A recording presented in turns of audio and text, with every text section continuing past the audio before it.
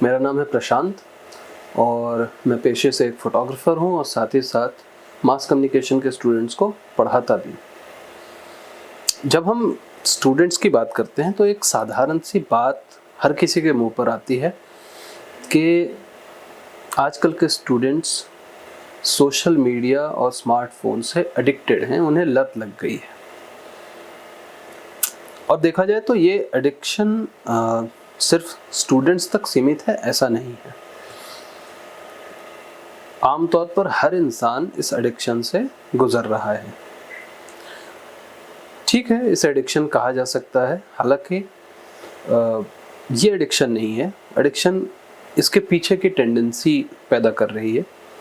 इसके पीछे की टेंडेंसी ये है कि आज जिस वर्तमान समाज में हम रह रहे हैं, उस समाज को, हालांकि हमने ही शेप किया है उसे, उस समाज में एक बात जो सबसे ज़्यादा अभी चलती है वो ये है कि आप एक कंपटीशन में हैं और आपको सक्सेस पाना है। तो ये कंपटीशन कैसा है ये किसी को नहीं पता। कई लोग इस कंपटीशन में रहना नहीं चाहते, फिर भी वो कंपटीशन में हैं। कई लोग इसे पसंद नहीं करते, फिर भी वो कंपटीशन में हैं। और कई लोग ये जानते भी नहीं कि वो कंपटीशन में है, फिर भी वो कंपटीशन में है। तो समाज की एक ऐसी रूपरेखा हमने तैयार कर ली है जहाँ सब कुछ प्रॉफिट है। और प्रॉफिट यानी आपकी फाइनेंशियल स्टेटस, आपकी मनी मेकिंग कैपेबिलिटी। आज के दौर में इस कंपटीशन में क्या हो रहा है कि हर कोई एक दूसरे से आगे निकलना चाहता है, एक दूसरे को बीट करना चाहता है। और ये ज़माना पुराना नहीं रह गया। पहले हमारे सामने टीवी हुआ करते थे या रेडियो हुआ करता था एंटरटेनमेंट के लिए या इंफॉर्मेशन के लिए। इंफॉर्मेशन ज़रूरी है, पर इंफॉर्मेशन की लत लगना, मैं जो बोल रहा हूँ इंफॉर्मेशन की लत लगना,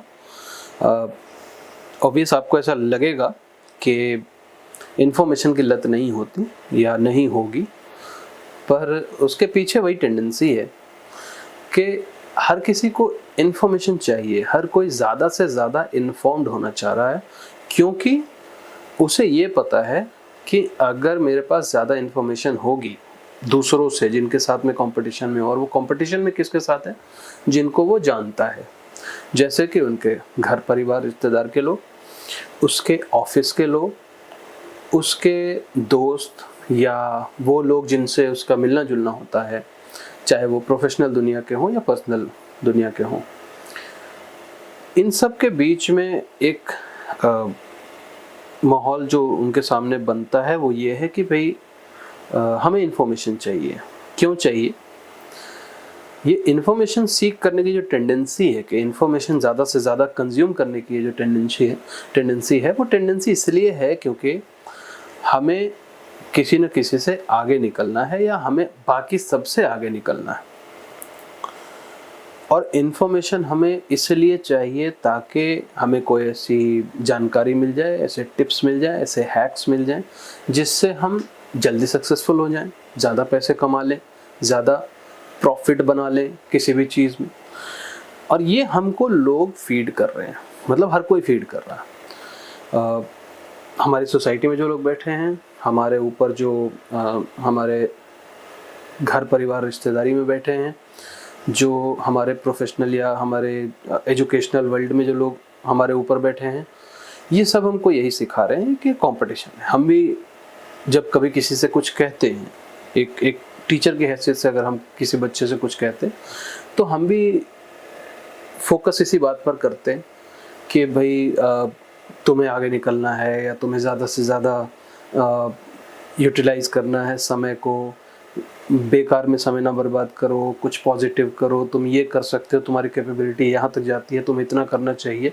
इस तरह की बात हम करते हैं और कहीं ना कहीं हम किसी न किसी तरह के कंपटीशन में एक दूसरे को डालते हैं। इसी कंपटीशन को बीट करने के लिए हमें इंफॉर्मेशन चाहिए, है ना।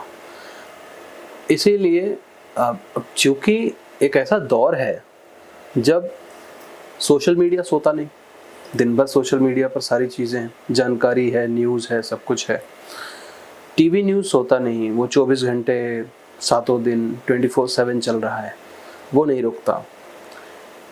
रेडियो हो या कोई भी चीज़, क्योंकि पुराने ज़माने में हमारे पास टीवी थे, रेडियो थे, इनके पास समय था, इन्फॉर्मेशन के लिए एक समय, न्यूज़ के लिए, सीरियल्स के लिए, गाने के लिए, फिल्मों के लिए, यहाँ तक कि एक फिल्म को 3-3 दिनों में दिखाया जाता था कि 1-1 घंटे के पार्ट में उसे 3 पार्ट में 3 दिनों में फिल्म कंप्लीट करी गई। कभी ऐसा भी होता था।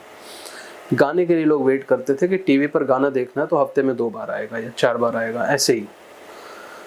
अभी क्या है, हमारे पास ऑप्शंस बहुत हैं, और जितने ऑप्शंस उतनी ज़्यादा इन्फॉर्मेशन, एक तरह की, मतलब अब इन्फॉर्मेशन की तो कोई लिमिट नहीं है, पर इसी इन्फॉर्मेशन में हम इस इन्फॉर्मेशन के इस कंजम्पशन के जाल में हम इस तरह उलझ चुके हैं कि अगर हम सुबह, मान लीजिए कोई व्यक्ति सुबह 7 या 8 बजे उठता है तो ऑब्वियसली वो 11-12 बजे 1 बजे सो जाता होगा।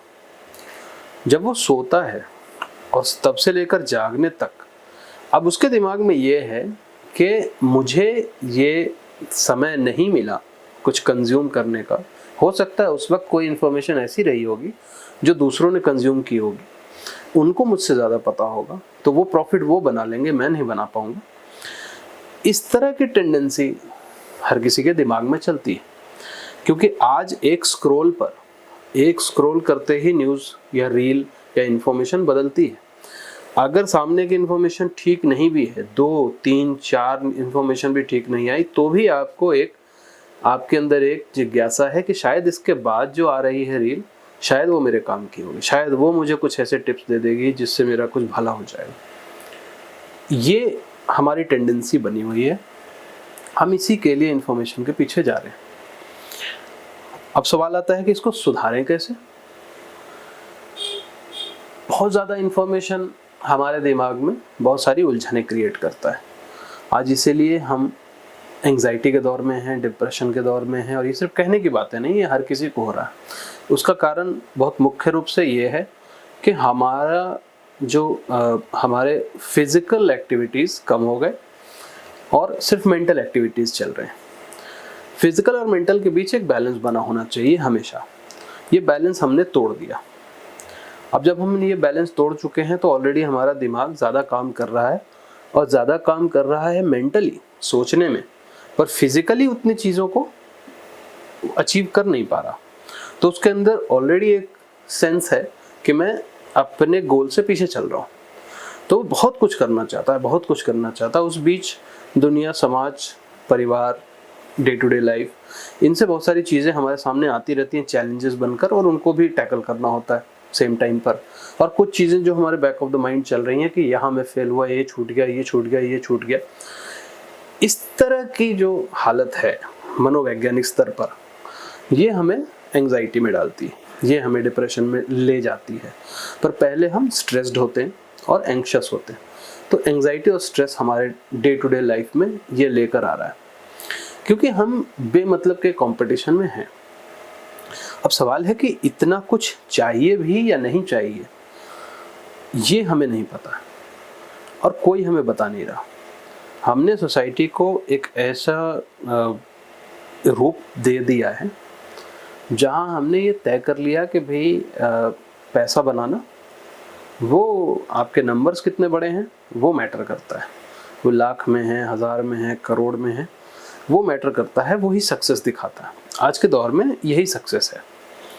बड़ा आदमी बनना यानी बड़ा आदमी बनने के कुछ तौर तरीके अपनाना। तो अब इस दौर में हमारे पास अगर कोई ऐसा भी ऑप्शन आता है, जैसे बहुत सारे लोग हैं जो इस तरह की चीज़ों से बाहर निकलते हैं, जैसे फॉर एग्जांपल कई लोग हैं जो स्पिरिचुअलिज्म प्रैक्टिस करते हैं, या योग प्रैक्टिस करते हैं, या मेडिटेशन की तरफ जाते हैं, और फिर उनको एक समझ में आती है बात कि एक ठहराव की भी ज़रूरत है। तो कुछ लोग उस ठहराव को प्रैक्टिस करते हैं, मेडिटेशन को प्रैक्टिस करते हैं, और सामने अपने जीवन को रखते हैं। अब हमारी समस्या एक और ये है कि हमारे अंदर एक टेंडेंसी है कि हम किसी भी चीज़ को फॉलो करते हैं बहुत जल्दी एकदम अंधे रूप से फॉलो करते हैं, और हमारे मन में ये रहता है कि भाई ये अगर किसी ने किया है और इसकी लाइफ अच्छी दिख रही है तो मेरी लाइफ भी ऐसी होनी चाहिए, और हम हूबहू वैसी चीज़ें अपने आदत में डालते हैं और वैसी ही चीज़ें कॉपी करते हैं, एक तरह से कॉपी करने लगते हैं, उसको समझते नहीं, उसके साथ अपनी ज़रूरतों को बिल्कुल रिलेट करके नहीं देखते, बस हम करने लगते हैं। ये एक टेंडेंसी, अगर हम कुछ लोगों का उदाहरण सामने रखकर ये कहें कि भाई ये लाइफ अच्छा है ना, ये बढ़िया लाइफ है, ये सही तरीके से जीने का तरीका है, अगर आप ये भी सामने रख दें तो फिर उसके पीछे भी एक अंधी दौड़ चालू हो जाएगी। जैसे कुछ समय पहले स्पिरिचुअलिज्म आया मार्केट में इसलिए कह रहा हूँ क्योंकि इसी तरीके से, जैसे बहुत ज़्यादा स्ट्रेस्ड आउट होने लगे लोग, तो कुछ लोगों को लगा कि अब ये बहुत ज़्यादा हो गया, तो वो एक ठहराव की तरफ गए, मेडिटेशन की तरफ गए, वहाँ से एक स्पिरिचुअल जर्नी हुई। अब जब कुछ लोगों ने, बहुत सक्सेसफुल लोगों ने अपनी स्पिरिचुअल जर्नी को शेयर किया, तो अब सबके अंदर ये फीलिंग आई कि मुझे भी स्पिरिचुअल बनना है, मुझे भी ये पार्ट चाहिए, मुझे भी स्पिरिचुअलिज्म में इस तरह से जाना है, मुझे भी मेडिटेशन करना है, मेरे पास भी अब मेडिटेशन योगा मैट हो और कपड़े हो और ये हो और वो हो, एक स्टूडियो हो या फिर किसी स्टूडियो को ज्वाइन करे। इस तरह की चीज़ें दिमाग में आने लग जाती हैं। तो ये हमारी एक प्रॉब्लम है कि जब हम किसी रैट रेस से बाहर जाना चाहते हैं, तब भी रैट रेस से बाहर जाने वालों की जो एक रैट रेस बन जाती है, हम उसमें लग जाते हैं। तो ये एक बड़ी गंभीर समस्या है कि हमें फॉलो करने की आदत है। अब फिर आता है कि इसका सॉल्यूशन क्या है। पहले हमारे जो too much consumption of information था, उससे बाहर निकलने का तरीका था ठहराव। पर अगर ठहराव की तरफ भी लोग दौड़ने लग जाएं तो वो ठहराव भी पॉइजनस हो जाता है।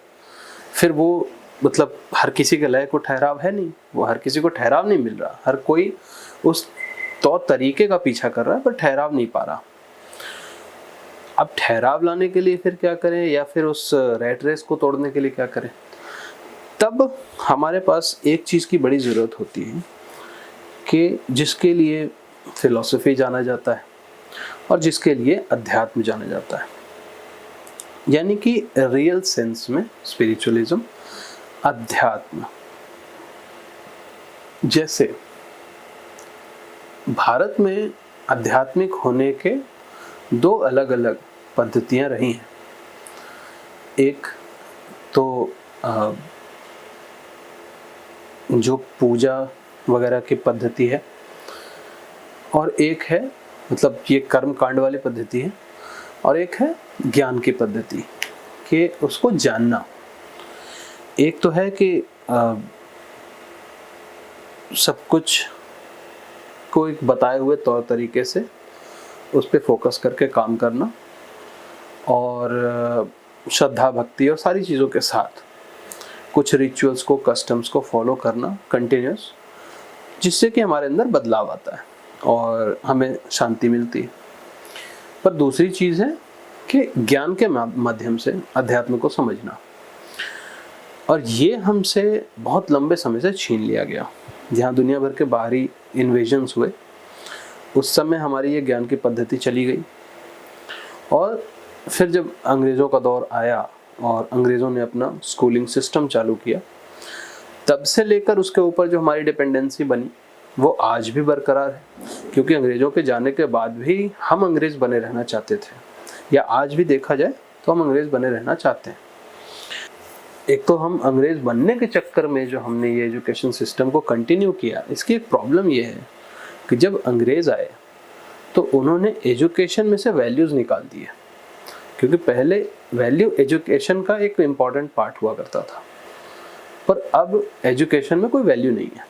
तो वो वैल्यूज़ जो हमें, मतलब हमारी एक तरह से हमारे जो सिद्धांत होते हैं, जिनके लिए हम जीते हैं, जिनके ऊपर हम चलते हैं, एक प्रिंसिपल, तो वैल्यूज़ जो हैं वो हमें, हमारे पर्सनैलिटी को बनाते हैं, हमारे समाज को बनाते हैं, हमारे लाइफ को दिशा देते हैं कि हम किस तरफ जाएंगे, हम किस पोजीशन में क्या करेंगे, ये वैल्यूज़ तय करते हैं। इसके लिए हमारे पास इन ब्रिटिश करिकुलम में कोई पढ़ाई नहीं है, और उन लोगों ने ऐसा जानबूझकर किया भी कि अलग अलग किस्म के लोग थे, अलग अलग रिलीजन को फॉलो करने वाले, सबके वैल्यूज़ अलग अलग हैं, और उनको वैल्यूज़ सिखाने से कोई मतलब भी नहीं था। उनको ये था कि भाई हमें ये काम कराना है, तो जो इस काम में फिट हो जाए उस तरह के लोगों को क्रिएट करना, वैसे लोगों को बनाना कि मतलब ये पढ़ाई करो तो कल को तुम ये काम कर सकते हो। यानी कि एक जगह को, एक ऑफिस में एक जगह को फुलफिल करने के लिए एक आदमी की पढ़ाई हो रही। अभी भी फ़िलहाल वही चीज़ें चल रही हैं। हमारी सरकारी नौकरी की तरफ भागने की जो आदत है वो भी इस बात को बतलाती है कि हमें जाकर कहीं कुर्सी भरना अच्छा लगता है, उसके पीछे उसकी वैल्यूज़ क्या हैं, न वो हमारी खुद की वैल्यूज़ हमको पता हैं, न उस पोजीशन की वैल्यूज़ हमको पता हैं। बस हम कुछ अचीव करना चाहते हैं, एक कुर्सी भरना चाहते हैं, उस कुर्सी की अहमियत अच्छी है इसीलिए वो अच्छी, हर किसी को अच्छा लगता है। तो हम ये करने में फ़िलहाल लगे रहे, इसकी वजह से हमारे एजुकेशन में से ये वैल्यूज़ ख़त्म हो गए। मगर मुझे लगता है कि आध्यात्मिक शिक्षा बिल्कुल स्कूली समय से ही ज़रूरी है, क्योंकि जब आदमी बड़ा होता है, जब कोई भी थोड़ा मैच्योर होता है, तो बहुत से सवाल उसके मन में आते हैं और उन सब के वो जवाब ढूंढता है, और ढूंढते ढूंढते वो फिलॉसफी की तरफ बढ़ता है कहीं ना कहीं। तो हर कोई कहीं ना कहीं फिलॉसफी की तरफ जाता है। हमारी फिल्में, हमारे गाने, हमारे जो किताब लिखे जाते हैं, किताबों के पीछे मूल रहस्य क्या है? फिलॉसफी। हम हर दिन बात क्या करते हैं? कहीं ना कहीं फिलॉसफी ही तलाशने की कोशिश करते हैं। हम बड़ी बड़ी बहस क्यों करते हैं? हम कहीं ना कहीं उसी फिलॉसफिकल कंक्लूजन पे पहुंचना चाहते हैं। आध्यात्म का भी यही रास्ता है। आध्यात्म भी यही करता है कि भाई अपने आप को जानो और उसके हिसाब से अपने एग्जिस्टेंस को और सारे एग्जिस्टेंस को जानो।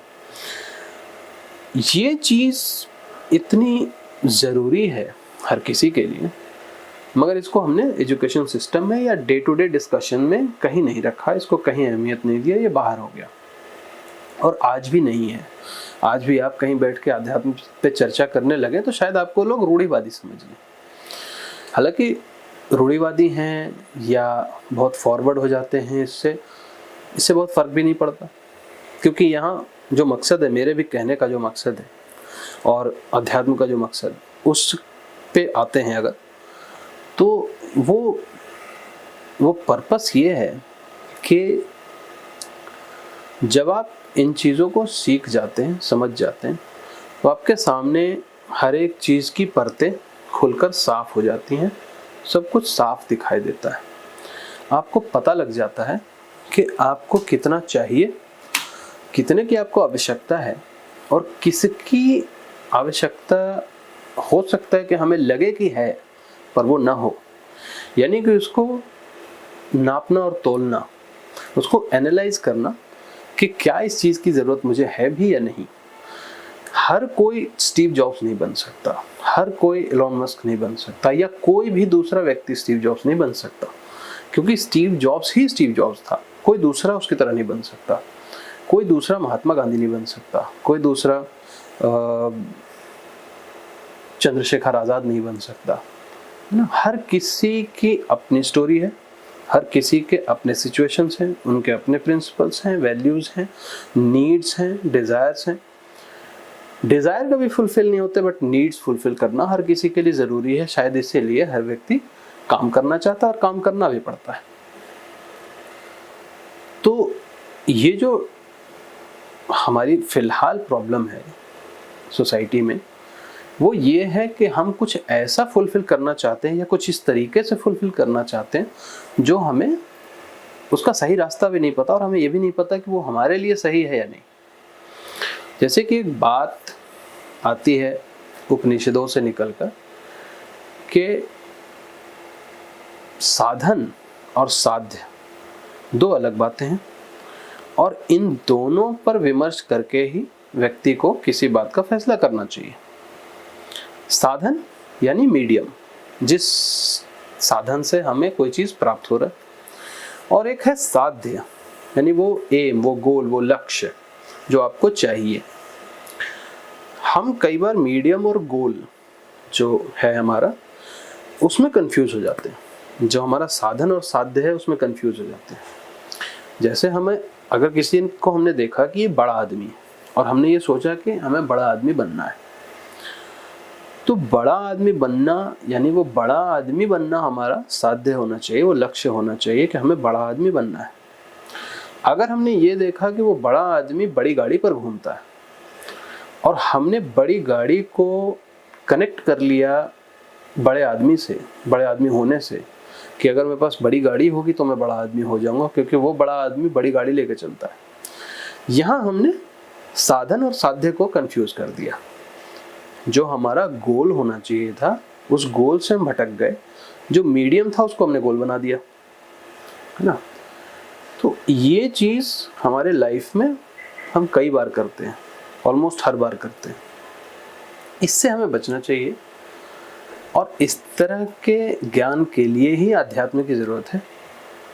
आपको वेद उपनिषद या उपनिषद भी अगर कह लें और आध्यात्मिक चीज़ें, उनके बारे में अगर आप पढ़ लेते हैं, आचार्यों की क्या भाष्य हैं उनके, और उनके टीकाएं क्या हैं, और उनके मतलब विचार क्या रहे, और उन्होंने क्या ज्ञान दिया, या इवन आप भगवत गीता भी पढ़ते, इसमें कोई बुराई नहीं है ना। ये कोई ऐसी किताब आपके हाथ में नहीं है जो किसी से कोई द्वेष सिखा रही हो। आपके अंदर कोई द्वेष नहीं है। आप हर समय, हर परिस्थिति में, हर रोज जिन द्वंद से आप गुजरते हैं, जिन मुश्किलों से आप गुजरते हैं, जब आपको फैसला लेना होता है और आपको पता नहीं होता कि ये सही है या ये सही है, तो उन स्थितियों पर, उन परिस्थितियों में यही ज्ञान आपके काम आने वाला है।